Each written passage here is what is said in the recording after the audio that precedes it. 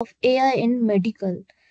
It means के health care को आप किस तरीके से रेवोल्यूशन कर सकते हैं। करंट हेल्थ केयर में कौन से इश्यूज हैं which can be solve by using the artificial intelligence techniques, and how will transform that AI power in the field of medical, and why medical field, why AI is mostly used. As you can see, whenever we search for artificial intelligence or medical or machine learning techniques, we have lot of examples in the field of medicals. Majority, there are majority examples involved in the medicals. The AI is used in many applications, but it plays a major part in the medical field. Then why it is used in the medical? Today we will cover all these topics and real life examples which are using the AI in medical in the foreign countries, in also in Pakistan, how they are using the AI in medical. Let's start the presentation. I hope everyone is seeing my slides. Slides are visible to everyone. Yes, ma'am. These are visible. Okay. If you have any question throughout my presentation, you can ask in the chat uh, chat option, and I will answer your all questions at the end. These are the main presentation agenda: introduction and background, technology, innovation, emerging trends in medical, and in the end, conclusion and the future work. Now let's start with the introduction or background. Now from the background, first we have to understand the technological background, from where it is started. Technology where started, मतलब सबसे पहले आपकी technology start कहाँ से हुई थी, कहाँ से उसने एक छोटी सी चीज से एक एडवांस टेक्नोलॉजी आपकी जनरेट हुई थी। तो सबसे पहले जनरेशन ऑफ टेक्नोलॉजी आ जाता है, जिसमें सबसे पहले आ जाता है जनरेशन ऑफ कंप्यूटर्स, के कंप्यूटर्स किस तरीके से आपके वजूद में आए थे। तो सबसे पहले जो आपका कंप्यूटर्स यूज होते थे वो वैक्यूम ट्यूब्स वाले यूज होते थे। That is called first generation computers. These are the first generation computers, जिनकी साइज इतनी हैवी होती थी और साइज इतनी ज्यादा होती थी कि they can fit in a room, पूरा एक रूम भर जाता था इन कंप्यूटर से। Then after that second generation computers आए, एक न्यू कंपोनेंट इजाद हुआ, ट्रांजिस्टर। इलेक्ट्रॉनिक्स की दुनिया में एक न्यू कंपोनेंट जो है इंट्रोड्यूस हुआ, transistor, and it makes to and it transform the computer size reduce up to the half of the room. तो हाफ ऑफ द रूम में आपके कंप्यूटर्स आ गए। अगेन जैसे जैसे टेक्नोलॉजी आपकी जो है बढ़ती गई, इंटीग्रेटेड सर्किट की तरफ आई, फिर माइक्रो प्रोसेसर की तरफ आई, फिर अगेन क्वांटम की तरफ आई। तो इस तरीके से जैसे जैसे टेक्नोलॉजी बढ़ती गई, आपके नंबर ऑफ ट्रांजिस्टर्स भी बढ़ते गए। अब इलेक्ट्रॉनिक्स में सबसे जो टेक्नोलॉजी एडवांसमेंट में आप जाएंगे तो हमेशा एक लॉ आपको वो हमेशा बताते हैं, मूर्स लॉ। मूर्स लॉ आपको क्या बताता है कि जैसे जैसे टेक्नोलॉजी एडवांस होगी, वैसे वैसे आपके ट्रांजिस्टर्स की तादाद जो है ना वो बढ़ती जाएगी। वो पहले अगर एक ट्रांजिस्टर यूज होता था, तो अब जो है आपके पास थाउजेंड्स और बिलियंस और ट्रिलियंस की तादाद में ट्रांजिस्टर्स यूज होते हैं, जिनको बना के एक इंटीग्रेटेड सर्किट बनता है, जिनको हम बोलते हैं आईसीज। एक ट्रांजिस्टर से आप एट अ टाइम एक टास्क करवा सकते हो, लेकिन from the IC integrated circuit it can be perform more than one task. So by the advent of integrated circuit in the third generation, the computer size becomes small and it can be placed in on the any small table. After that, these computers become more advanced with the advent of microprocessor that comes in the fourth generation. जैसे जैसे micro processors आए, processor Core i7, Core i4 currently आप use करते हैं। Intel के ये different vendors हैं, companies के नाम है, इंटेल है, इसके अलावा IEEE के डिफरेंट जो है आपके जो है वेंडर्स हैं जो कि इन प्रोसेसर्स को जो है डिजाइन करते हैं। उसके बाद प्रोसेसर्स आए, कंप्यूटर की साइज इतनी रिड्यूस हो गई। अब मेन काम क्या था कि टेक्नोलॉजी एडवांस होने से आपकी साइज रिड्यूस होनी चाहिए। जो कंप्यूटर आपका पूरे एक रूम को कवर करता था, वो कंप्यूटर अब जस्ट एक टेबल पे आप फिट कर सकते हैं। ठीक है। उसके बाद अभी आपके पास जनरेशन चल रही है जो कि करंट है, 5th जनरेशन, जिसमें आपके जो कंप्यूटर्स हैं वो क्वांटम कंप्यूटर्स हैं। क्वांटम बोलते हैं सबसे छोटा, साइज बिल्कुल छोटी सी हो, उसको हम बोलते हैं क्वांटम कंप्यूटर, जो कि अब करंटली आप अपने हाथ में भी यूज कर सकते हैं। Mobile is also a type of a small computer, जो कि आप करंटली मोबाइल में कोई भी चीज करना चाहे आप कर सकते हैं। आपको जरूरत नहीं है कि आप किसी ऐसी जगह पे जाएं जहाँ कि आपको कंप्यूटर यूज करना पड़े या वो करना पड़े। नहीं, अब इनकी साइज इतनी छोटी हो गई है कि आप कहीं पे भी बैठ के वो चीजें यूज कर सकते हैं।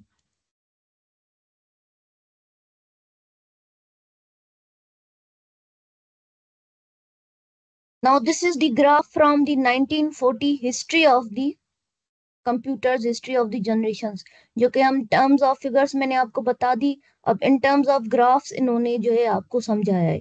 From 1940 first generation, from vacuum tubes up to आपकी पैरेलल प्रोसेसिंग और पाइपलाइनिंग आ गई, जो कि अब 2010 से आगे आपकी चल रही है। उसमें आपकी क्या आ गई, पहले थी मशीन ओरिएंटेड।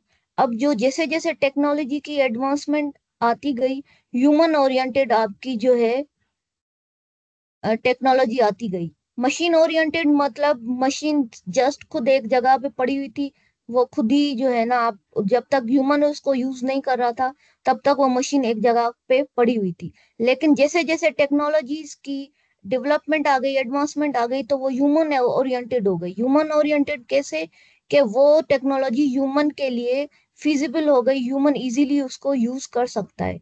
अब ये देखें, वैक्यूम ट्यूब आ गया, फिर अगेन ट्रांजिस्टर, इंटीग्रेटेड सर्किट्स, फिर माइक्रो प्रोसेसर चिप्स आ गई, फिर माइक्रो प्रोसेसर से आगे हमारा आ जाता है आर्टिफिशियल इंटेलिजेंस, जो तकरीबन 1980 से फर्स्ट कॉन्सेप्ट आया था रोबोट का और एआई का।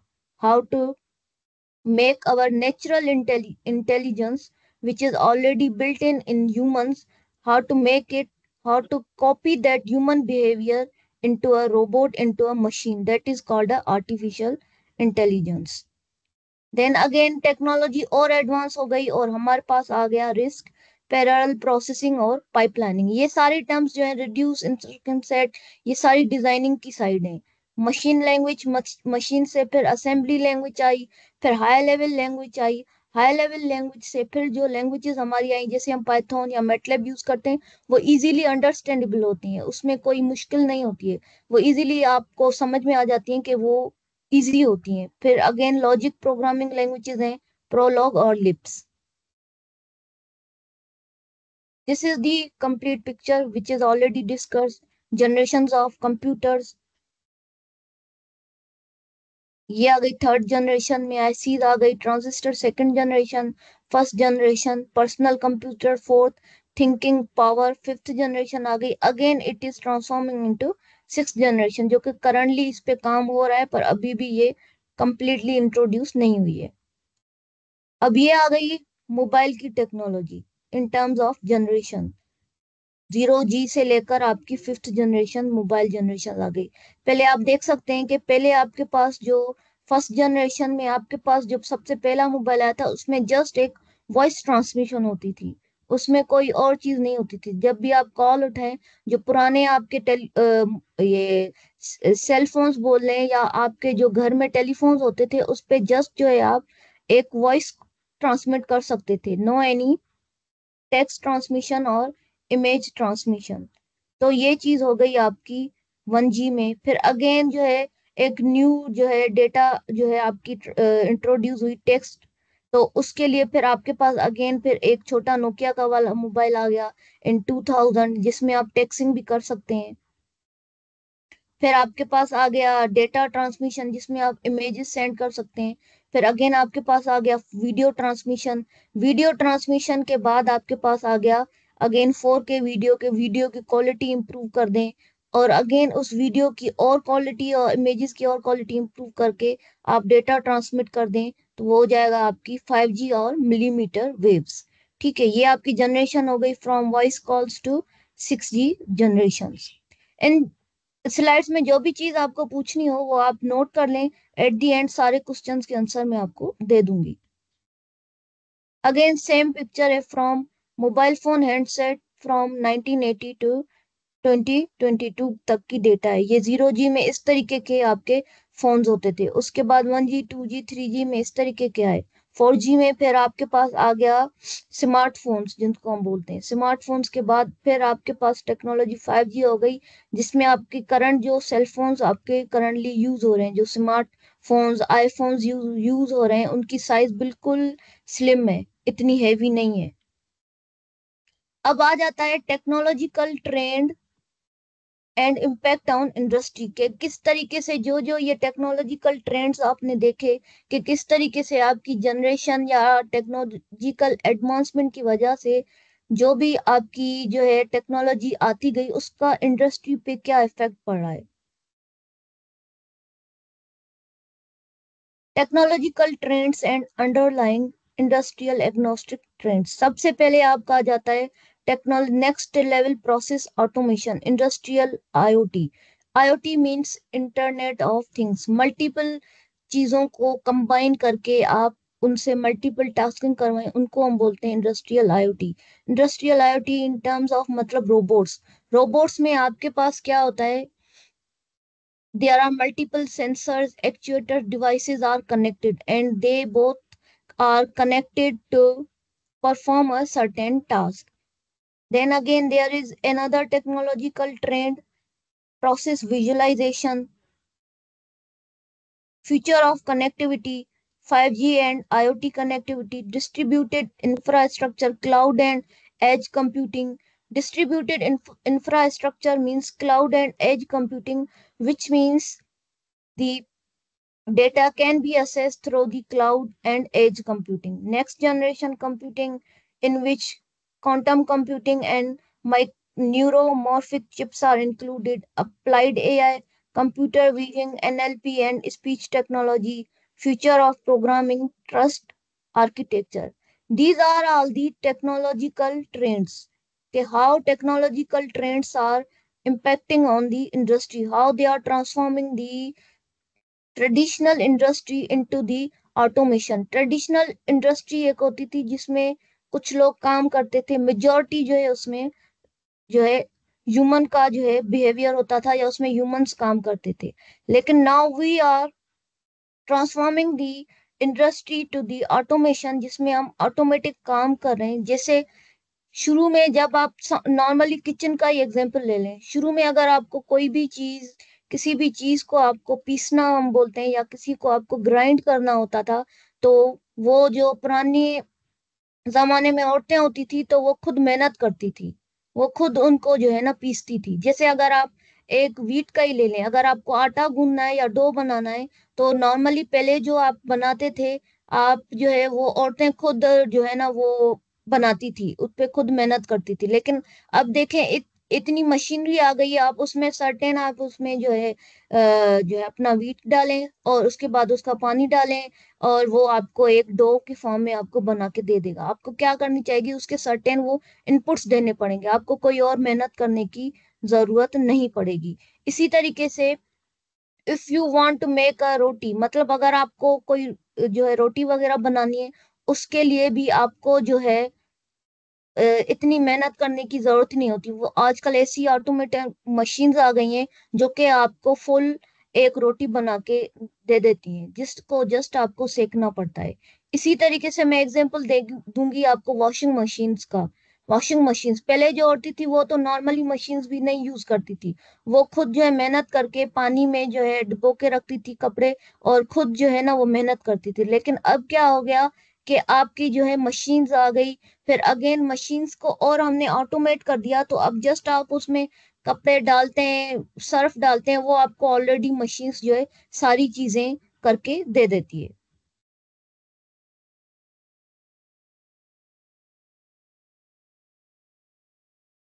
technological trends that affects all sector, but their impact varies by the industry. It means that the technological trends affect all the industries and all the sectors, all the domains, but their impact varies by the industry. Industry wise, their impact varies, changes. Some industry have major influence, moderate influence, or the limited influence. जैसे at the start मैंने आपको बताया कि mostly जो आपका AI use हो रहा है या मशीन लर्निंग यूज हो रही है वो in the field of medical use हो रही है। तो एआई सब फील्ड में यूज हो रही है, लेकिन मोस्टली वो जो है मेडिकल में यूज हो रही है, तो उसका वहां पे इन्फ्लुएंस ज्यादा है।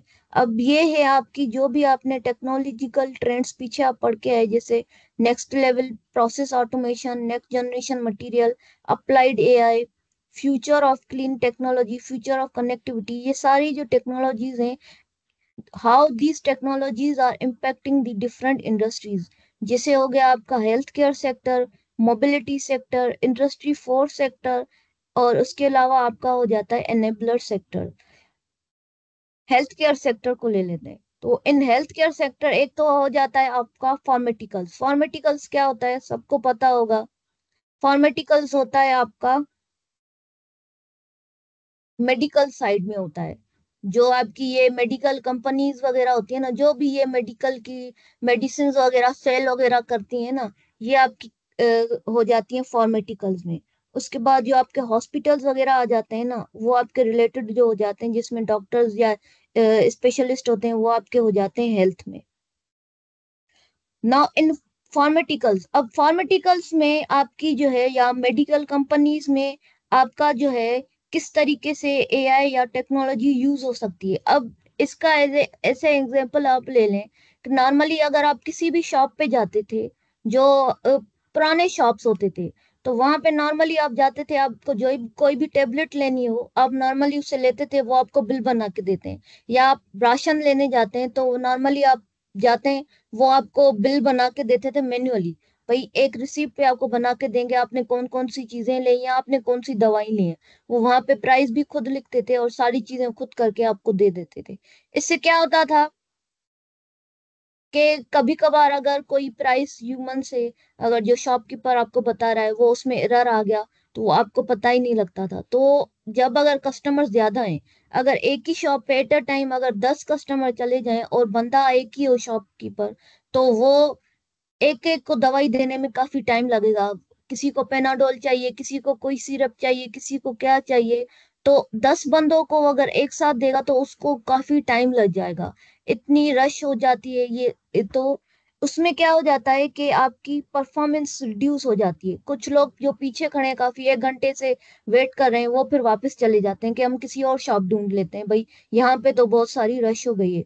तो इसमें क्या हो जाता है, अब ट्रेंड आ गया है फार्मेटिकल में कंप्यूटर्स यूज हो रहे हैं। बारकोड रीडर लगे हुए हैं आपके जो है टेबलेट्स के ऊपर, या आपकी जो भी आप शॉप पे जा रहे हैं, जो भी चीजें आप खरीद रहे हैं, राशन खरीद रहे हैं, अगर कोई चिप्स खरीद रहे हैं, कोई जो है आप जो ऑयल खरीद रहे हैं, उनके ऊपर आपके बारकोड लगे हुए हैं। वो क्या करते हैं, सिर्फ वो जो है स्कैनर के सामने आपका वो जो है जो भी आपने चीज ली हुई है वो वहां पे स्कैन करते हैं, और उनके पास कंप्यूटर में लिस्ट आ जाती है कि भाई इसने ये चीज खरीदी हो। बारकोड से वो रीड करता है जो है ना। ये एक टेक्नोलॉजिकल ट्रेंड है कि थ्रू बारकोड अब वो आप स्कैन करके आप डायरेक्टली वो जो है उसको बताएगा कि ये लिस्ट वो बनाता जाएगा कि ये चीजें उसने ली है, और प्राइस भी उसके साथ आती जाएगी। और उसी कंप्यूटर में, उसी सॉफ्टवेयर सिस्टम में आपकी वो जिसने अगर 10 चीजें भी ली हैं, 20 चीजें, जितनी चीजें ली हैं, वो कैलकुलेशन भी आपका कंप्यूटर ही वहीं पे करता जाएगा। अगर एक चीज आपकी 20 रुपए की आई है, दूसरी 100 रुपए की आई है, तीसरी 50 रुपए की है, वो टोटल भी वहीं पे लिख के आ जाएगा कि ये भाई 200 की चीज आई है, या 220 टोटल आपका बिल बन रहा है। उस शॉप की कीपर को जस्ट क्या करना पड़ेगा, आपको जस्ट वो टोटल बिल बताएगा। आपको ये नहीं बताएगा आपने आपने इतनी क्वांटिटी ली है, आपने जो भी चीज ली है, वो आपको जस्ट एक लास्ट बिल बताएगा। इससे आपके जो शॉपकीपर का है ना, वो बर्डन भी कम हो गया। कि वैसे अगर किसी ने अगर इतनी सारी चीजें लिए होती हैं, तो उनको सबको वो लिस्ट कर रहा होता है नंबर वाइज कि इसने ये चीज ली है, ये चीज ली है, उसकी प्राइसेस लिखना, फिर मैन्युअली वो कैलकुलेट करना, तो उसके लिए काफी बर्डन हो जाता है। अगर वो एक से ज्यादा उसके पास कस्टमर्स आ गए और वो चीजें भी ज्यादा ले रहे हैं, तो उसके लिए जो आपके पास जो शॉपकीपर जो अगर आपके हैं, अगर वो दो तीन भी हैं तो उनके लिए बर्डन ज्यादा हो जाता है। तो आजकल वहां पे क्या यूज हो रहा है, टेक्नोलॉजिकल एडवांसमेंट हो गई, तो वहां पे वो जस्ट बारकोड लगा हुआ है चीजों पे, वो जस्ट स्कैन करता है और उसके पास सारी चीजें इनलिस्ट होके आ जाती हैं। इसी तरीके से नेक्स्ट जनरेशन मटेरियल्स है, अप्लाइड एआई, ये सारी चीजें अब जो देखें, आपका जो ब्लू वाले हैं ना, वो उनका मेजर इन्फ्लुएंस है। जो आपके थोड़े से लाइट हैं, जैसे ऑरेंज टाइप कलर है, वो आपके मॉडरेट इन्फ्लुएंस है। और बिल्कुल जो लाइट है ग्रे टाइप, वो उनके ऊपर जो है आपका जो है टेक्नोलॉजी ट्रेंड्स का लिमिटेड इन्फ्लुएंस है। अब देखें आप, मोस्टली देखेंगे कि जो आपका एआई का जो है, मेजॉरिटी जो अप्लाइड एआई है, या आपका कर लें कि बायो रेवोल्यूशन है, या आपका ट्रस्ट आर्किटेक्चर है, ये जो मेजर मेजर टेक्नोलॉजी है, या फ्यूचर ऑफ प्रोग्रामिंग है, ये तीन चीजें मेजर जो एआई में आती हैं, वो उनका मेजर जो पार्ट यूज हो रहा है, इम्पैक्ट हो रहा है, वो हेल्थ केयर साइड सेक्टर में हो रहा है। एक हेल्थ केयर में हो रहा है, दूसरा आपका हो रहा है इंडस्ट्री 4 में, जिसमें आपकी हो जाती है एडवांस इंडस्ट्रीज, जिसमें आपकी हो जाती हैं जो आपकी मैन्युफैक्चर करती हैं इक्विपमेंट्स को, जैसे अल्ट्रासाउंड की मशीन हो गई, या आपकी एक्सरे मशीन हो गई, या इसके अलावा अगर आपकी कोई स्मार्ट वॉचेस हो गई, मोबाइल फोन हो गए, जो आपकी इक्विपमेंट होती हैं, इक्विपमेंट डिजाइनिंग जिनको हम इंडस्ट्रीज बोलते हैं, वो इंडस्ट्रीज हो गई, वहां पे ये चीजें मोस्टली जो है यूज हो रही हैं। ठीक है, अब ये तो सारी चीजें आ गई आपकी टेक्नोलॉजिकल ट्रेंड्स के, किस तरीके से आपकी टेक्नोलॉजी जो है एडवांस होके आपकी जो है एआई तक पहुंची है। अब मेन चीज आ जाती है, वर्ड एआई का मतलब क्या है, वो चीज मैंने इसमें डाली नहीं थी। मैं आपको एक और स्लाइड शेयर करती हूँ।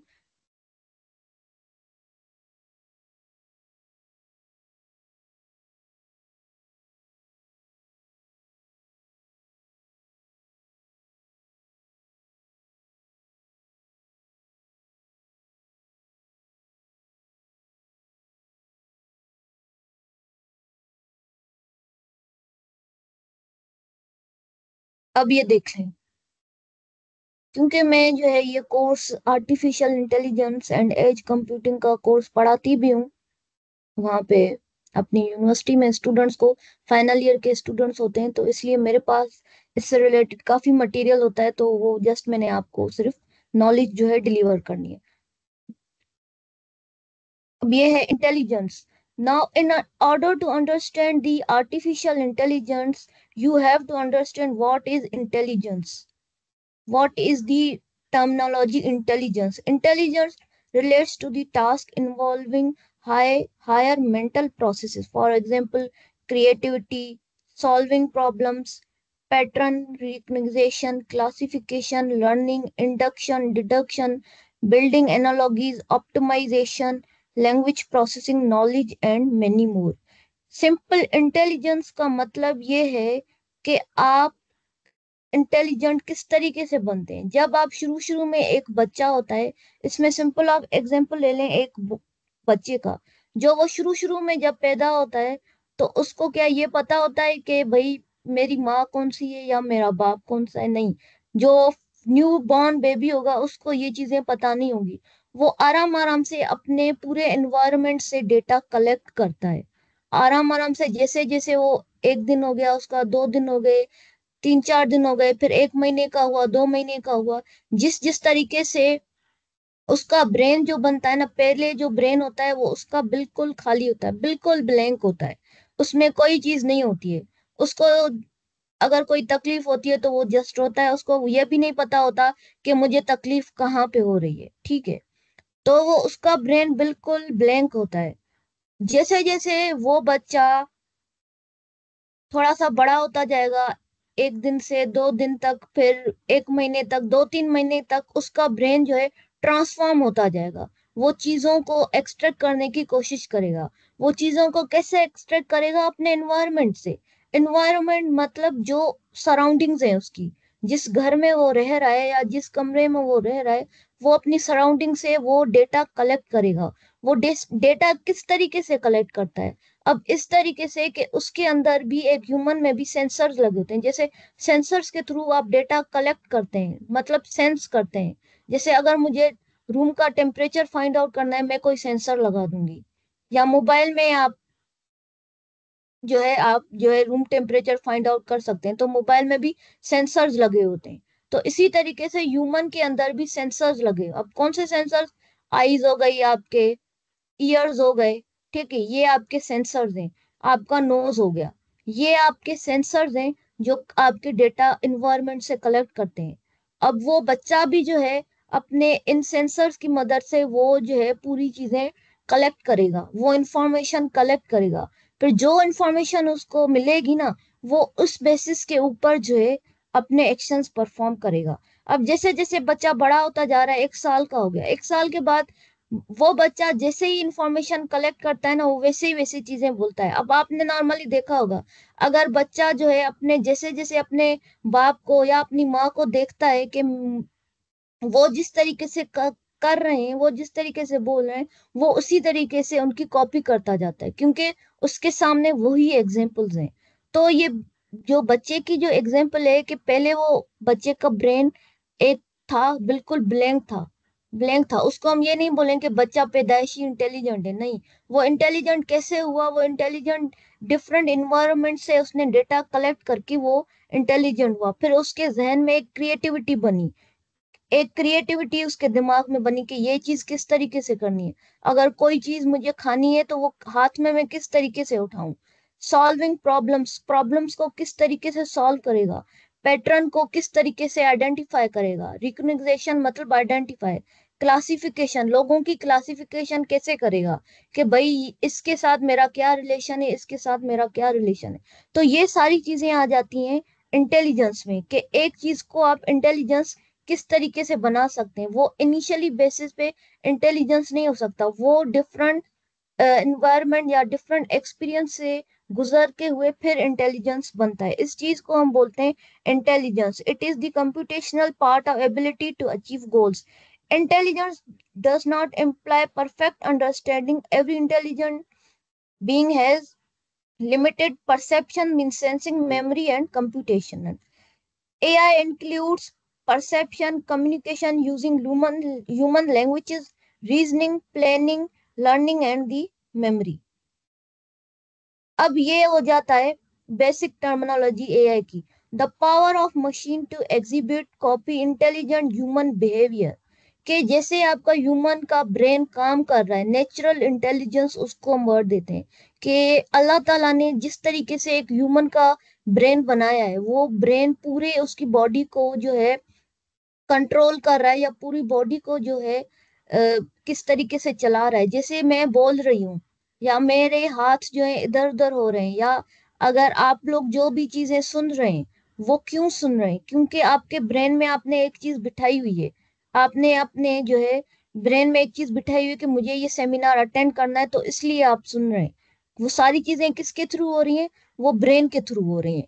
तो वही ब्रेन जो आपका नेचुरल इंटेलिजेंस कहलाता है, जो कि आपके ह्यूमन के, किसी भी ह्यूमन के उसमें है, वो किस तरीके से काम कर रहा है, उसी ह्यूमन के बिहेवियर को आप किस तरीके से एक मशीन में कन्वर्ट करेंगे, उसको हम बोलते हैं artificial intelligence. The intelligence demonstrated by machines computers is known as artificial intelligence.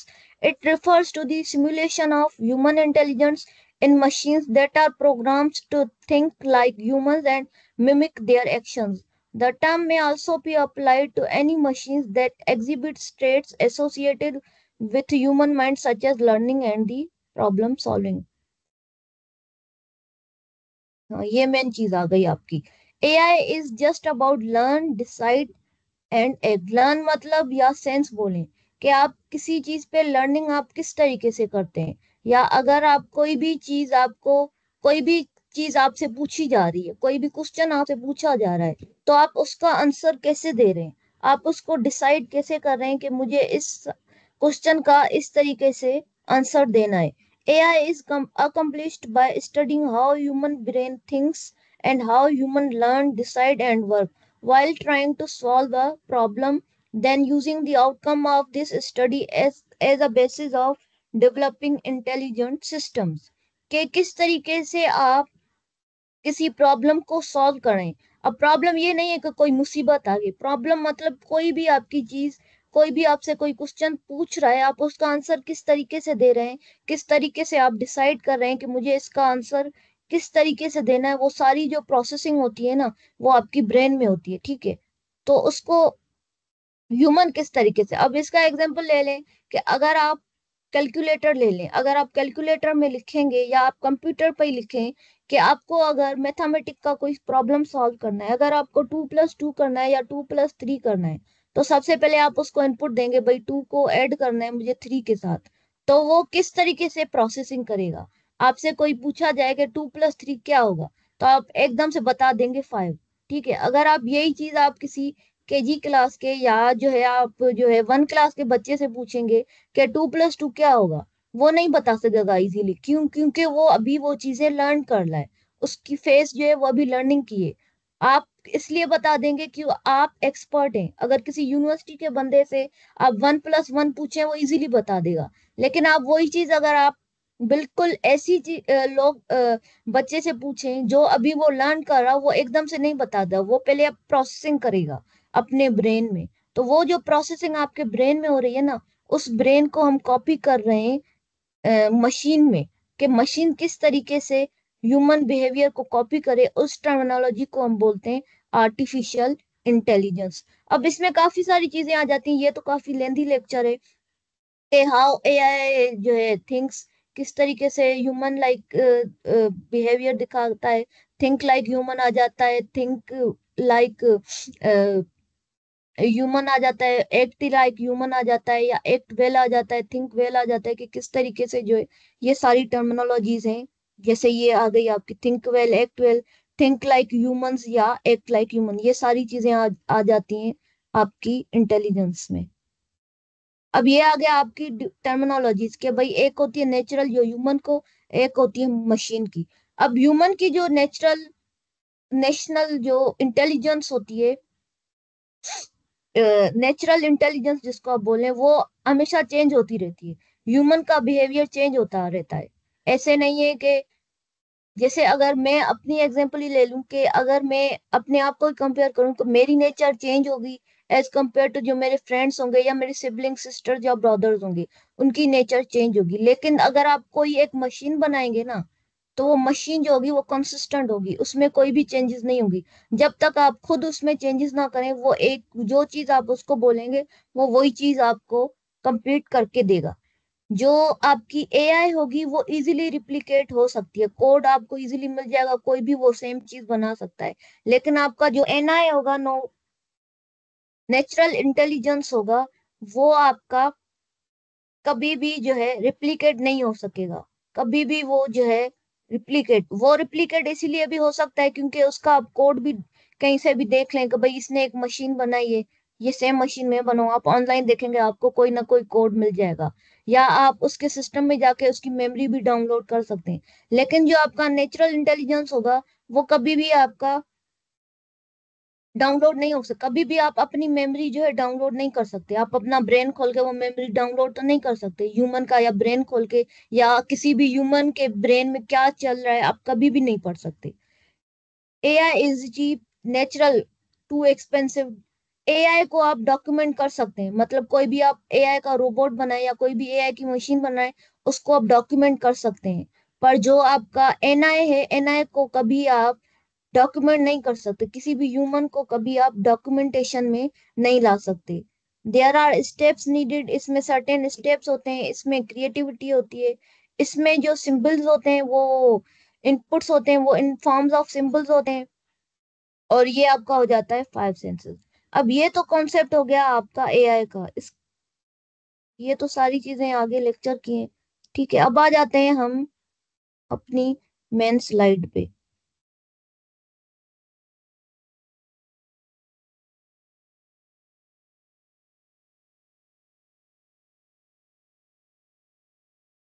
अब ये आ गया आपका कॉन्सेप्ट एआई का, कि एआई का किस तरीके से कॉन्सेप्ट होता है, क्या क्या चीजें उसमें इन्वॉल्व होती हैं।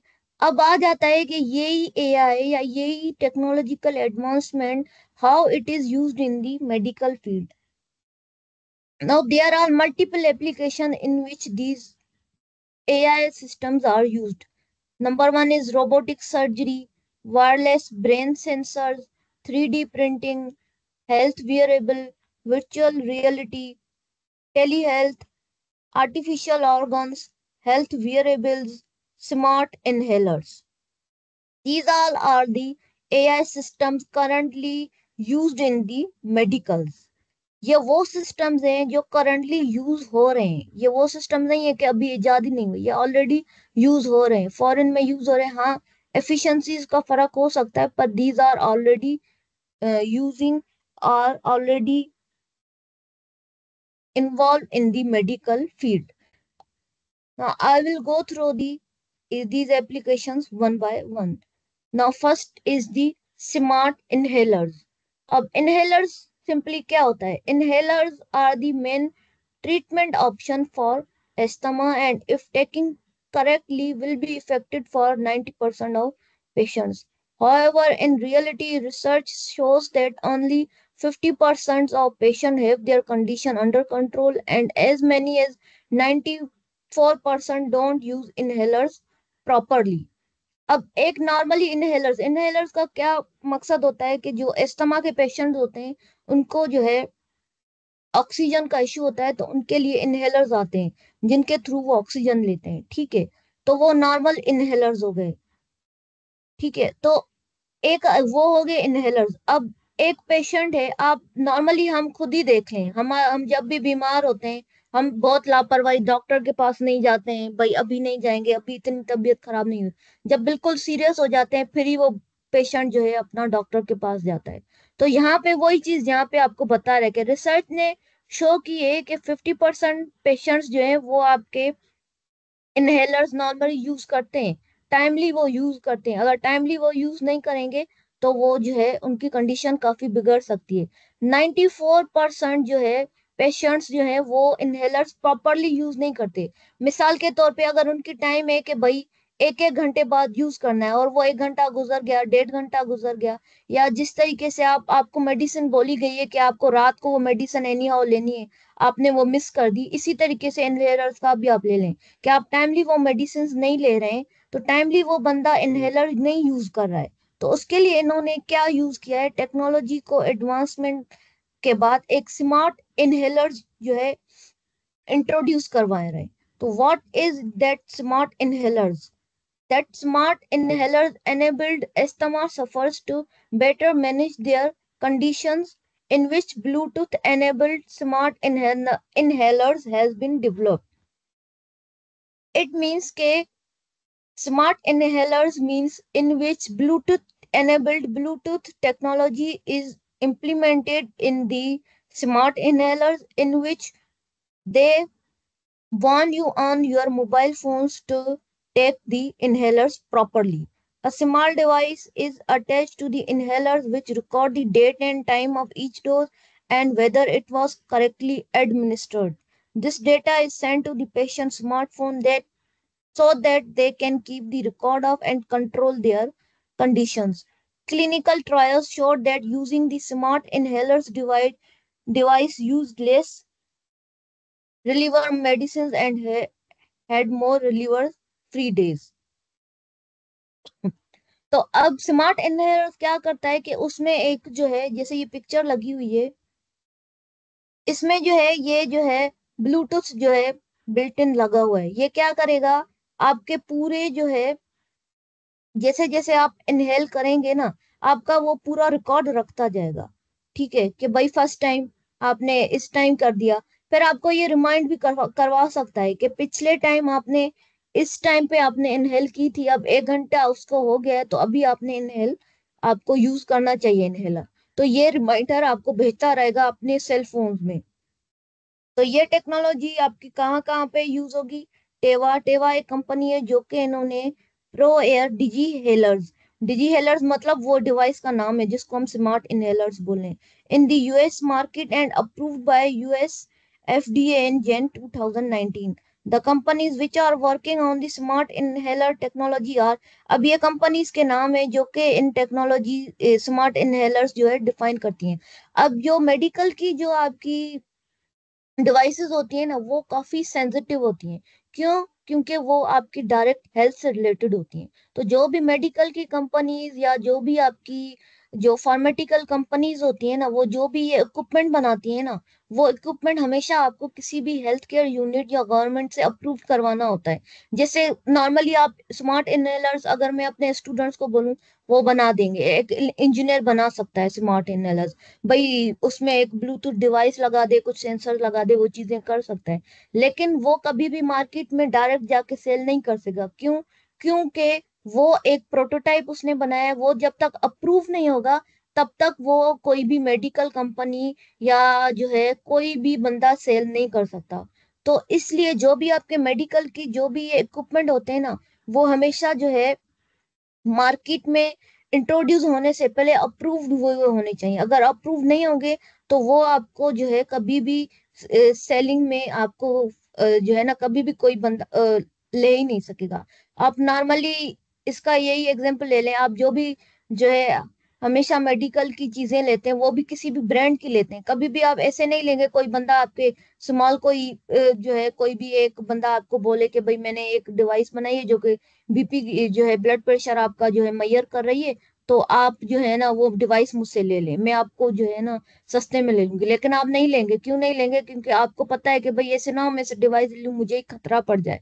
तो इसलिए जो भी मेडिकल की कंपनीज होती है ना, वो हमेशा जो भी चीजें आपको जो है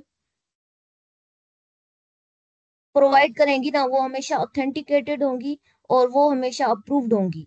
वो पाकिस्तान की बात नहीं करें, फॉरेन में यही चीजें होती हैं। मेडिकल की जो भी आपके इक्विपमेंट होंगे ना, वो ऑलरेडी अप्रूव्ड होते हैं। तो ये तो हो गया आपका स्मार्ट इनहेलर्स का, जिसमें आपका ब्लूटूथ लगा होता है और ब्लूटूथ के थ्रू आपका वो पूरा रिकॉर्ड जो है वो मेंटेन रखता है। ठीक है, वो पूरा रिकॉर्ड मेंटेन रखता है, उस हिसाब से आप उसके रिकॉर्ड को देख भी सकते हैं अपनी मोबाइल में, और जो है उसको जो है आगे आप भेज भी सकते हैं। ठीक है, उसके बाद आ जाता है सबसे मेन एग्जांपल आपका रोबोटिक सर्जरी। रोबोटिक सर्जरी क्या होता है? It is used in minimally invasive procedures and helps to aid in precision control and flexibility. Robotic surgery क्या होती है? मतलब कोई भी ऑपरेशन करना। सर्जरी क्या मतलब? अगर आपका फ्रैक्चर हो गया है या आपको, या जैसे हार्ट की सर्जरी होती है, बाईपास ऑपरेशन होती है, तो उसमें क्या होता है सर्जरी में कि आपको एक ऑपरेशन थिएटर के अंदर पेशेंट को लाया जाता है, वहां पे उसको ये बेहोश किया जाता है। यही चीजें होती हैं वहां पे। ठीक है, और उसके बाद स्पेशलिस्ट डॉक्टर होता है वहां पे। ठीक है, और कुछ उसके साथ असिस्टेंट होते हैं जो वो सर्जरी करते हैं। लेकिन मेजर मेन जो सर्जरी करता है ना, वो आपका स्पेशलिस्ट होता है। तो वो उस स्पेशलिस्ट को आप रिप्लेस करें किसी भी रोबोट से। ठीक है, अब काफी आपने सेंसिटिव बात कर दी कि भाई किसी एक स्पेशलिस्ट को, अब कोई अगर स्पेशलिस्ट है वो हार्ट सर्जरी के लिए जा रहा है, ठीक है, अब वो स्पेशलिस्ट जो है क्या कर रहा है, किसी को टाइम दे रहा है हार्ट सर्जरी के लिए, वो हार्ट सर्जरी किसी आप रोबोट से करवाएं, तो ये काफी कॉम्प्लेक्स प्रोसीजर हो गया, कॉम्प्लेक्स टास्क हो गया। लेकिन ये आजकल हो रहा है। As the technology improves, it can be combined with augmented reality to allow surgeons to view important additional information about the patient in real time while still operating. While the invention raises concern that it will eventually replace human surgeon, and it is likely to be used only to assist and enhance surgeons' work in the future. The first robotic radical prostatectomy in India was performed in AIMS in July 2006. First जो robotic surgery हुई थी वो जुलाई 2006 में हुई थी। ठीक है, अब एक स्पेशलिस्ट डॉक्टर को आप रिप्लेस करें एक रोबोट से, कंप्लीटली तो आप रिप्लेस नहीं कर सकते, पर एक रोबोट आप ऐसा बनाएं जो कि उस डॉक्टर को जस्ट असिस्ट करे। उसके अंदर आप प्रोग्रामिंग ऐसे करें कि वो आपकी जो है डॉक्टर को हेल्प करे इन टर्म्स ऑफ सर्जरी में। ये है डॉक्टर जिसने जो है रोबोटिक सर्जरी की थी, कंप्यूटर पे खुद बैठा हुआ ऑब्जर्व कर रहा था और वो रोबोट वो चीजें अपनी जो है परफॉर्म कर रहा था। Gujarat doctor makes history, performs world first robotic heart surgery 30 kilometre away from patient.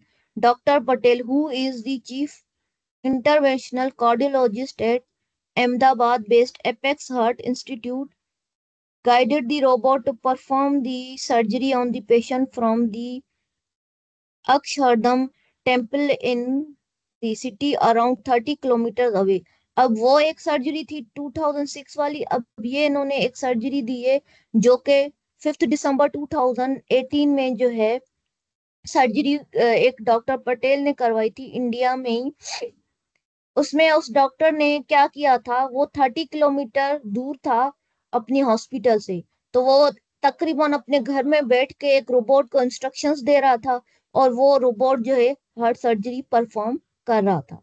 तो ये एक जो है आपकी जो एक्सपेरिमेंट इन्होंने जो भी किया था वो 100% सक्सेसफुल रहा था।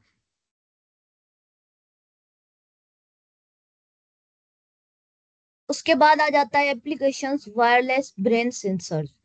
अब वायरलेस ब्रेन सेंसर्स क्या होता है, जैसे मैंने आपको बोला कि एक रोबोट अगर आप बनाएंगे तो उस रोबोट में आप जाहिर सी बात है उसमें ब्रेन तो बनाएंगे, जाहिर सी बात है वो रोबोट किस तरीके से काम करेगा, जैसे ह्यूमन का बिहेवियर आपका काम कर रहा है।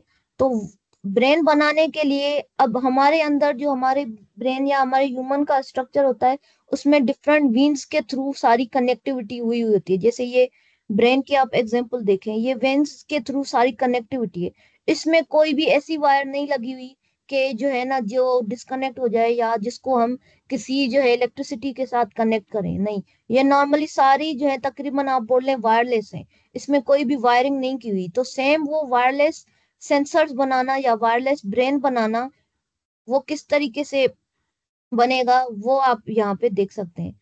Thanks to plastic medical advances that allowed scientists and doctors to team up and create biosorbable electronics that can placed in the brain and dissolve when they are no longer needed according to this। अब ये देखें, अब इन्होंने एक ऐसी technology बनाई, अब sensors भी डिफरेंट टाइप्स के होते हैं, आजकल सेंसर्स पे भी काफी काम हो रहा है, ठीक है। तो सेंसर्स भी जो है वो डिफरेंट टाइप्स के होते हैं। मिसाल के तौर पे अगर एक सेंसर है वो अगर किसी जो है वायर के साथ कनेक्टेड है, तो वो सेंसर के थ्रू अगर आप रोबोट बनाएंगे तो उसके लिए अगर आप 10 सेंसर लगा रहे हैं तो आपको 10 वायरिंग करनी पड़ेगी। तो इसलिए उस वायरिंग को रिप्लेस करने के लिए आजकल वायरलेस जो सेंसर्स आ रहे हैं, वो सेंसर्स क्या करेंगे, आपके सिंपल जो है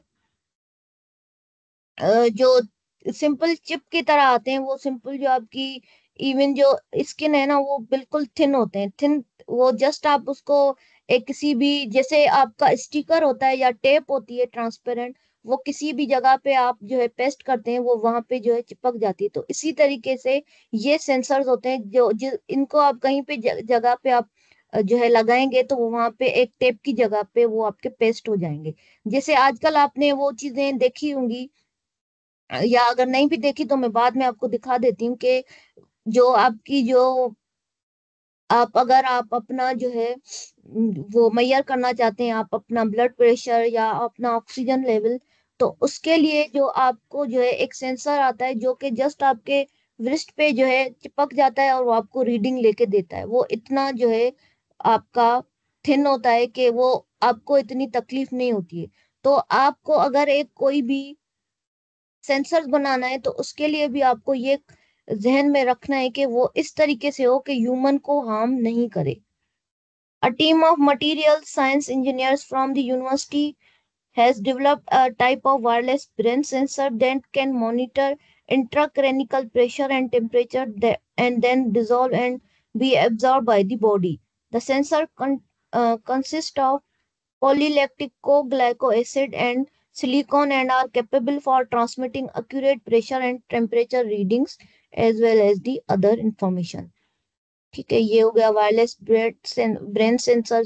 उसके बाद फोर्थ एप्लीकेशन आपकी आ गई 3D प्रिंटिंग की।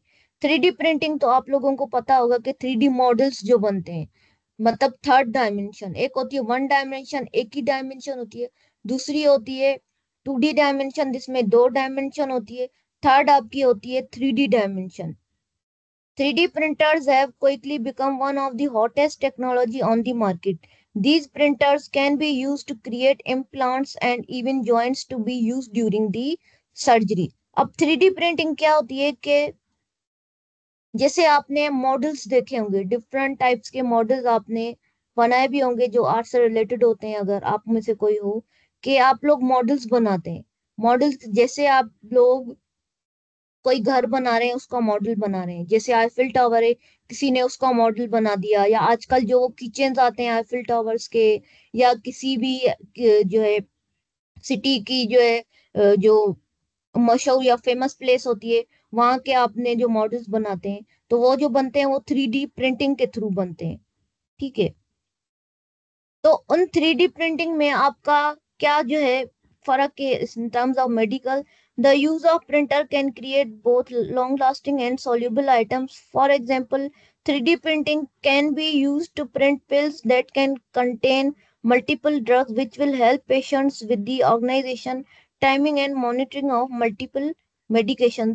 This is the true example of technology and medicine working together. The first 3D printing drug to receive approval from US Food and Drug Administration is now being shipped to pharmacies. अब ये वो दवाओं के tablets के नाम है, are use to treat एलिलेप्सी, ये एक ट्रीटमेंट है। अब जो है मैं तो अक्सर जो है एआई से रिलेटेड जो है वीडियो सर्च करती रहती हूँ, इवन जो है आपके फेसबुक पे भी आते हैं। एक आपके पास कैप्सूल आता है, पूरा एक कैप्सूल बना होता है। अगर आपके जो है किडनी में स्टोन है, ठीक है, तो वो जो है डॉक्टर क्या करता है, वो कैप्सूल जो है आपकी बॉडी में आपके मुंह के थ्रू इनहेल करता है। वो बॉडी में जाके जहाँ पे आपका जो है स्टोन है, वो वहां जाके आपको जो है ना एक तरीके से जो है वो फिर वहां पे जाके ओपन हो जाता है। वो डॉक्टर उसको ऑपरेट कर रहा होता है, वो वहां पे जाके वो ओपन हो जाता है। वो ओपन होके फिर जहाँ पे आपका स्टोन है ना, वो स्टोन को ये वहां पे जाके या तो क्रश करेगा, अगर वो लेजर टेबलेट है, अगर लेजर टेबलेट कोई और टेबलेट है, तो वो ये वहां पे जाके आपके जो स्टोन है ना, वो उसको इस तरीके से जो है मतलब कवर करेगा कि वो बिल्कुल छोटा सा हो जाए, और वो बिल्कुल वो निकाल के वो आपके जो है बाहर आ जाए। जैसे आपकी जो है स्टोन्स की या किडनी में जिनको स्टोन होते हैं उनकी सर्जरी होती है ना, ये वहां पे टेबलेट्स काम आती है। इसी तरीके से अगर आपके बॉडी में कोई और अगर जो है मतलब कोई और खराबी है, तो वो भी इसी टेबलेट्स के थ्रू होती है। टेबलेट्स मतलब वो 3D टेबलेट्स होंगी, वो जस्ट आपके बॉडी के अंदर जाएंगी और वो वहां पे जाके अपना टास्क परफॉर्म करेंगी। उसके बाद आ जाता है artificial organs. To make 3D printing up another notch. अब ये आर्टिफिशियल ऑर्गन्स जो है, ये आपके 3D प्रिंटिंग का ही एक एडवांस वर्जन है। Bio printing is also an emerging medical technology. While it was initially groundbreaking to be able to regenerate skin cells for skin draft for burn victims, this has slowly given way to even more exciting possibilities. Scientists have been able to create blood vessels, synthetic ovaries, and even a pancreas. These artificial organs then grow within the patient body to replace original faulty ones. The ability to supply artificial organs that are not rejected by body's immune system could be revolutionary, saving millions of patients that depend on life-saving transplant every year. Artificial organs वहां पे use होते हैं अगर किसी को जो है, जैसे आपकी किडनी ट्रांसप्लांट होती है भाई, अगर आपकी किडनी एक खराब हो जाती है, तो आप क्या करते हैं कि उसकी किडनी डॉक्टर ज्यादा खराब हो जाती है तो वो निकाल देते हैं। तो बंदा एक ही किडनी पे होता है, ठीक है, जितनी उसकी जिंदगी होगी वो एक ही किडनी पे होता। तो उसका आर्टिफिशियल ऑर्गन्स का ये एडवांटेज वहां पे हो गया कि आप उस सेम किडनी को रिप्लेस करें एक आर्टिफिशियल किडनी के साथ। तो आर्टिफिशियल किडनी के साथ ऑर्गन के साथ किडनी के साथ आप उसको रिप्लेस करें, वो क्या करेगा, उसके अंदर एक ह्यूमन के अंदर पहले भी दो किडनियां काम कर रही थी, अब भी दो ही किडनियां काम करेंगी, लेकिन एक जो होगी वो नेचुरल होगी, एक जो होगी वो आर्टिफिशियल होगी। ठीक है, वो आर्टिफिशियल ऑर्गन हो गया, तो वहां पे वो जो है उसकी, इससे आपके मिलियंस ऑफ पेशेंट्स की जिंदगी जो है बच सकती है। एक किडनी पे ज्यादा से ज्यादा जो है लोग जो है मैक्सिमम मैक्सिमम 3-4 साल भी लग जाते हैं, या अगर उनकी जिंदगी हुई 10-12 साल भी जिंदा रह सकते हैं। लेकिन अगर आप उसमें एक आर्टिफिशियल किडनी लगा देंगे, क्या पता उसकी जिंदगी जो है इससे ज्यादा भी बढ़ सकती है। उसके बाद आ जाता है आपका हेल्थ वेयरेबल्स। अब हेल्थ वेयरेबल्स क्या होता है?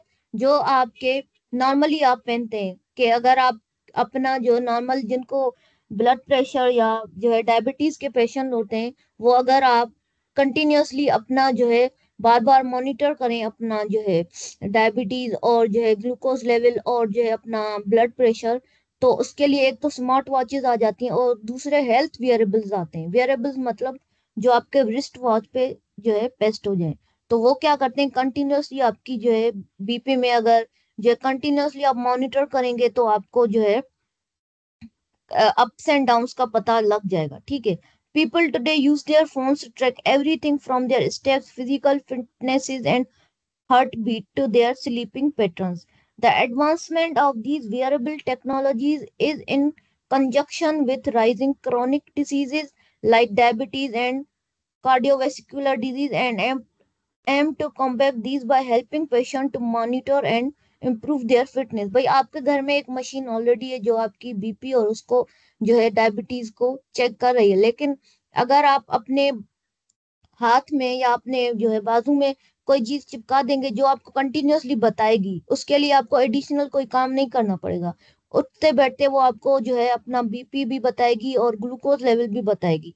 तो वो चीज आपके लिए ज्यादा जो है फायदेमंद है, क्योंकि वो आपको कंटिन्यूअसली बता रही है। अगर आपके बीपी में अप्स एंड डाउन आ रहे हैं तो वो उसी वक्त आपको पता चल जाता है। वरना नॉर्मली ऐसे होता है, जब बंदे की तबीयत ज्यादा खराब हो रही होती है फिर हम उसको चेक करते हैं। इससे अच्छा है अगर पहले से, अब अगर आपको वो चीजें पता हो। In late 2080s, Apple made headlines with their groundbreaking Apple Series 4 smartwatch that an integrated ECG to measure the wearer's heart rhythms. Within the days of its release, customers were raving about the life-saving technology which is able to detect potentially dangerous heart conditions much earlier than usual। ये देखें, normally वैसे जो आप जो है किसी बंदे को अगर हार्ट अटैक आ रहा है या किसी के बीपी में अप्स एंड डाउन्स आ रहे हैं, तो वो नॉर्मली क्या करेगा, जब तक उसको चक्कर नहीं आ रहे हैं या जब तक उसकी हालत नहीं बिगड़ेगी, तब तक किसी को पता नहीं चलेगा, इवन उस पेशेंट को भी पता नहीं चलेगा। लेकिन अगर आप अपने साथ स्मार्ट वॉच लगा लें तो वो कंटिन्यूअसली आपकी मॉनिटर करता है, और अगर वहां पे एक दो पॉइंट भी आपके अप्स एंड डाउन्स आ गए ना, तो आप क्या करेंगे, उसी वक्त देखेंगे अभी मेरा कम हो रहा है या हो रहा है, तो फौरन से आप डॉक्टर के पास जा सकते हैं या किसी से भी आप कंसल्ट कर सकते हैं। तो मतलब एक बुरी चीज से बचने के लिए आप इनिशियली जो है जो है आप उसको बता दें, पहले ही जो है आपको पता लग जाएगा कि भाई क्या मसला है।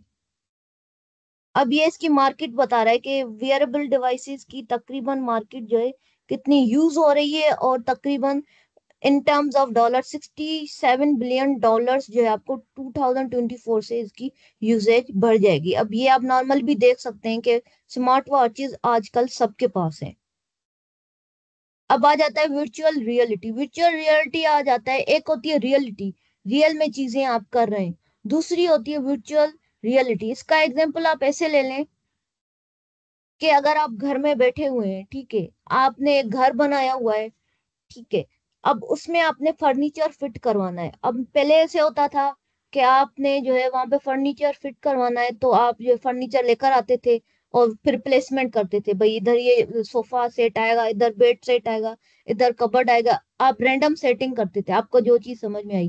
फिर 1-2 महीने गुजर गए या 1 साल गुजर गया, आपको सेटिंग पसंद नहीं आई, तो आपने फिर से सेटिंग चेंज चेंज कर दी। ठीक है, तो इससे आपको क्या होगा कि रियलिटी में आपने बार बार आप चेंजेस करें, इससे बेहतर है कि आप वर्चुअली उसको इमेजिन करें। वर्चुअल मतलब इमेजिनरी, आप इमेजिन करें, वो एक्चुअली में वो चीज नहीं हो, लेकिन आप जस्ट इमेजिन करें। अब इसमें क्या आ जाता है, इससे रिलेटेड एप्स भी आती हैं वर्चुअल रियलिटी से।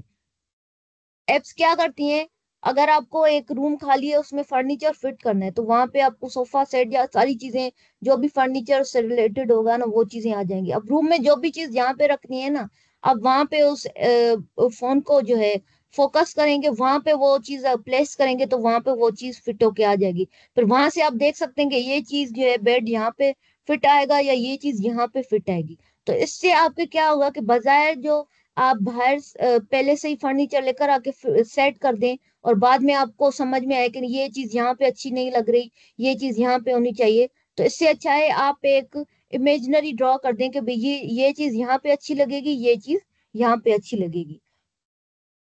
Sophisticated tools help them gain the experience they need by rehearsing procedures and providing a virtual understanding of how the human anatomy is connected. The VR devices will also serve as a great aid for patients, helping with diagnosis, treatment plans, and to help prepare them for procedures they are facing. अब VR devices वहां पे भी use होती हैं अगर कोई experimentation आप कर रहे हैं, जैसे रिहेबिलिटेशन एंड रिकवरी में यूज होती हैं।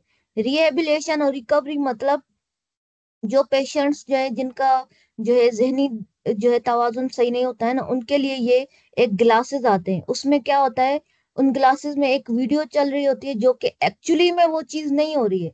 रियल में एक बंदा एक सोफे पे बैठा हुआ है अपने घर में, लेकिन जब वो ग्लासेस पहनता है तो उसमें एक वीडियो चल रही होती है और उसको ऐसे लग रहा होता है कि मैं उस वर्ल्ड में चला गया हूँ। उससे क्या होता है, आपका जो ब्रेन है ना वो रिफ्रेश हो जाता है। नॉर्मली अगर आप अपने ब्रेन को रिफ्रेश करें, आप वीडियोस देखते हैं, ये देखते हैं, इतना मजा नहीं हो रहता है।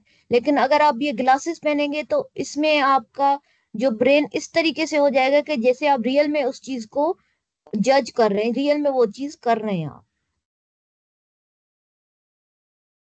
उसके बाद आ जाता है आपका टेली हेल्थ या टेली मेडिसिन भी इसको बोलते हैं। टेली हेल्थ वो बोलते हैं जब आपका आप घर में बैठे हुए हैं और घर में बैठ के आप किसी डॉक्टर के साथ बात कर रहे हैं। जैसे अगर मैं अब सखर में बैठी हूँ, मुझे अगर किसी स्पेशलिस्ट डॉक्टर वो मुझे पाकिस्तान में सही नहीं मिल रहा है, तो मैं इंडिया में या यूके में बैठे या जो है मैं सऊदी में बैठे किसी डॉक्टर के साथ जो है अपना इलाज करवा सकती हूँ थ्रू दी कंप्यूटर्स।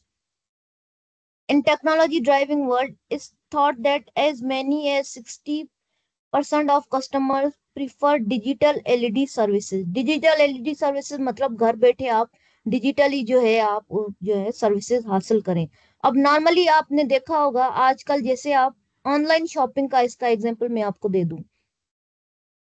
आजकल आपने देखा होगा कोविड के बाद इस टेली हेल्थ का जो है काफी जो है यूजेस जो है बढ़ गया है। नॉर्मली आप शॉपिंग के लिए कहाँ जाते थे, कोई भी चीज आपको खरीदनी होगी तो आप मार्केट चले जाएंगे, मार्केट जाके ले आएंगे, ठीक है। अब अगर मार्केट आपकी दूर है तो आप जो है किसी रिक्शा पे जाएंगे या किसी गाड़ी पे किसी पे भी जाएंगे, तो आपका नॉर्मली जो है वो खर्चा हो जाएगा, ठीक है। तो ऑनलाइन शॉपिंग में आपको क्या होता है, घर बैठे आप कोई भी चीज सिलेक्ट करें, घर बैठे आपको चीजें मिल जाएंगी।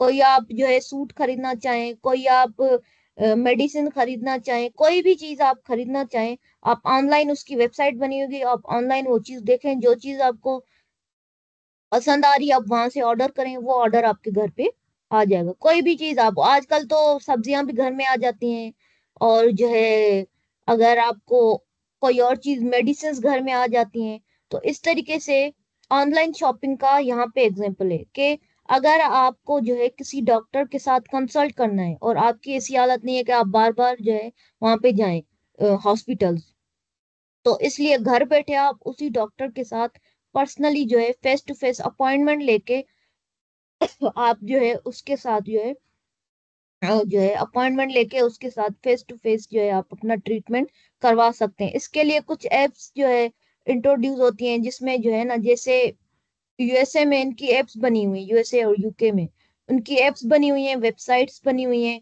वहां पे जस्ट आप जाके अपना मर्ज लिखेंगे कि मुझे अगर बुखार है, फीवर है या अगर फ्लू है, तो आप वहां पे लिखेंगे, फिर उससे रिलेटेड आपके जो भी डॉक्टर्स होंगे ना वो वहां पे लिस्ट आपको आ जाएगी करंटली जो उस वक्त अवेलेबल होंगे आपके साथ ऑनलाइन।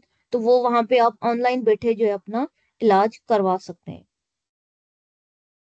उसके बाद एक और चीज आ जाती है, ब्लॉकचेन टेक्नोलॉजी। ये सारी चीजें तो आपकी आ गई।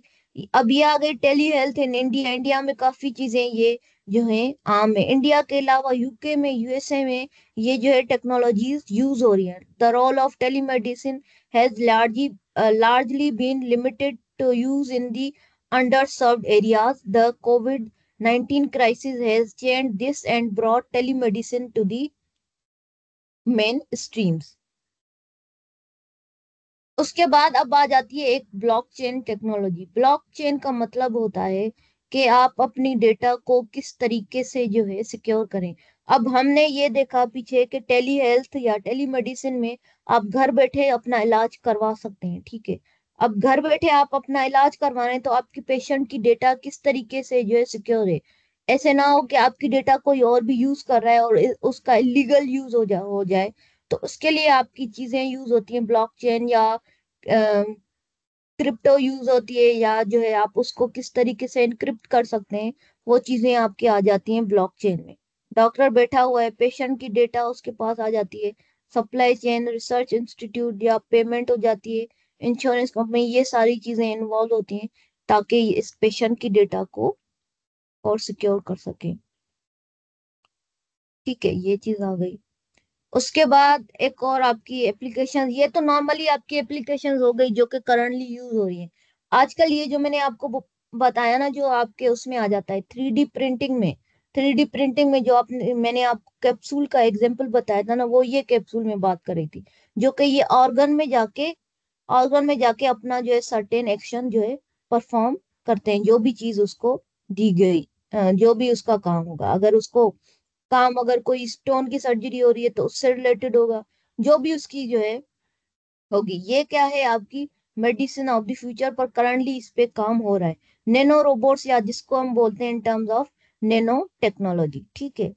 अब ये जो सारी आपने जो भी चीजें पढ़ी from the start, I have started from the from the generations, from the history of AI. Then again, what is the terminology, artificial intelligence? Then after that, I have explained the technological trends and how technological trends has impacted the industry, especially medical industry, and how these trends are using in the medical industries.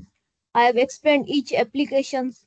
Now, this is the nano robots. Now, which companies are currently working in these technologies? These are the mostly international companies. I think most of the companies you are well known: Medtronic, Siemens, Health Engineer, Baxter. These are the international companies, and some of the national companies: Ferrozin, Hilton Pharma, Novartis. These are the some national companies which are working on these technological advancement and trying to implement these technological trends into their systems. These are some of the startups: surgical and interventional instruments, software apps, wearables, implants. ठीक है. Now comes about the conclusion. What we have learned from this seminar. Technology is making the medical field better every day, and by doing so, it is also improving the quality of our lives. Doctors and nurses can treat patients in a lot better way than they used into the past. Technology has made science a lot accurate and also easily uh, accessible. All in all, we can say that with complete assurance that technology has improved the quality of health. All these nanorobots, AI, data science, blockchain, 3D printing, all these applications which is discussed in the seminar are going to revolutionize the healthcare industry in the future.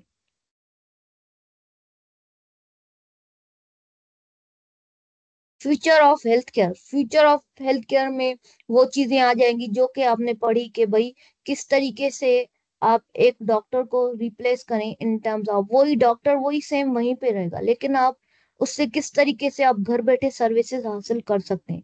तो future में ये चीजें normally जो है foreign में already implement हो चुकी हैं, जो कि नॉर्मली मैं एग्जांपल ऐसे दे दूं, like in US and UK, there are websites that provide the services for the patients, जो पेशेंट्स जिनके जो है ब्रेन जो है वो जो है डिसऑर्डर होता है, जिनका ब्रेन जो है सही काम कर रहा नहीं कर रहा होता, तो उनको कुछ ट्रीटमेंट्स चाहिए होती हैं। वो ट्रीटमेंट ऐसी नहीं होती हैं कि वो 1-2 महीने चलें, वो 1 साल तक चल सकती हैं, 1.5 साल तक चल सकती हैं। तो उनके लिए बार बार उन पेशेंट्स को डॉक्टर के पास ले जाना काफी मुश्किल हो जाता है। तो इस तरीके से वो घर बैठे वो सर्विसेज जो है हासिल कर सकते हैं। That's all from my side. अब ये तो कुछ मैंने ऐसी चीजें डाली थी। I finally realize that people of prisoners of their cell phones, that why is it is called cell phones. Cell को उन्होंने टर्मिनोलॉजी दी हुई है कि भाई वो सेल के अंदर है। ही यूजेस वाईफाई, मतलब 3 परिंदे बैठे हुए हैं और जो है एक परिंदा वैसे ही खड़ा है, तो ये बोल रहे हैं कि इसने वाईफाई यूज की हुई है। अब ये कुछ ऐसे थी। These are the references from where I have taken these are material. Now this is the simply my introduction which you have already heard from the organizers, speaker engineer Namaksi. These this is the my email ID.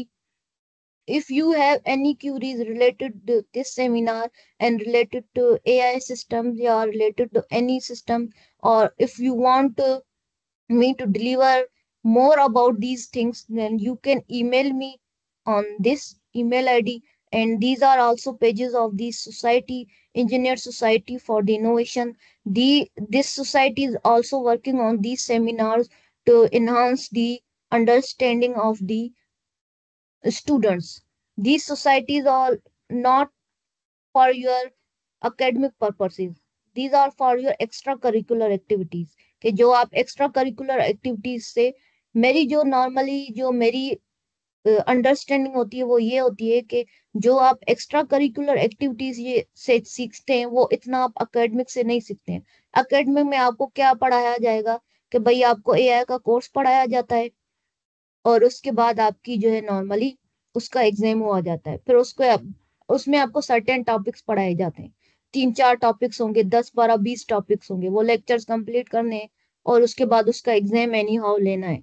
उसमें learning आपकी कोई नहीं होगी। Learning आपकी तब होगी जब आप सेमिनार्स अटेंड करें या उससे रिलेटेड प्रोजेक्ट्स डिजाइन करें या ऑनलाइन कोर्सेज करें। तो इस तीनों चीजों से आपकी जो है लर्निंग ज्यादा होगी, आपकी स्किल्स ज्यादा इंक्रीज होती हैं। These seminars counted as your skills. ठीक है, that's all from my side. Now if you have any questions regarding the seminar, regarding the PPT, you can ask